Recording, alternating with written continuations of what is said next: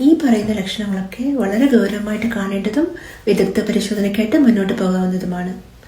ഏറ്റവും അടുപ്പമുള്ള കുടുംബാംഗങ്ങളെയോ അല്ലെങ്കിൽ വ്യക്തികളുടെയോ പേരുകൾ മറന്നു പോവുക, അവരെ കണ്ടാൽ തിരിച്ചറിയാൻ ബുദ്ധിമുട്ടുണ്ടാവുക, പിന്നെ നടക്കാനോ ഡ്രൈവിങ്ങിനോ പോവുകയാണെന്നുണ്ടെങ്കിൽ ദിശ തെറ്റിപ്പോവുകയും തിരിച്ച് വീട്ടിലേക്ക് വരാനുള്ള വഴി മറക്കുകയും ചെയ്യാറുണ്ട്.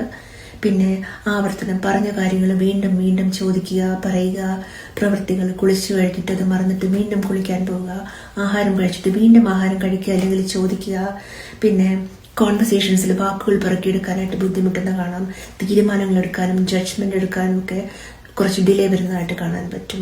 പിന്നെ വസ്ത്രധാരണത്തിൽ ചിലപ്പോൾ മറന്നു പോകാറുണ്ട്, ഷർട്ടിന്റെ ബട്ടൺസ് ഇടുന്നത് മാറിപ്പോകാറുണ്ട്, സാരി ഉടുക്കുന്ന രീതികൾ മറന്നു പോകാറുന്നതായിട്ട് കാണാൻ പറ്റും. പിന്നെ മൊത്തത്തിൽ ടൈമും ഡേറ്റും തമ്മിലൊരു ഡിസോറിയന്റേഷൻ ഉണ്ടാവാറുണ്ട്. എത്രയും പെട്ടെന്ന് ഈ ലക്ഷണങ്ങൾ തിരിച്ചറിയുകയും അത് വിദഗ്ധ പരിശോധനയ്ക്ക് കൊണ്ടുപോവുകയും ചെയ്താൽ എത്രയും പെട്ടെന്ന് നമുക്ക് അവരെ സഹായിക്കുവാൻ പറ്റും.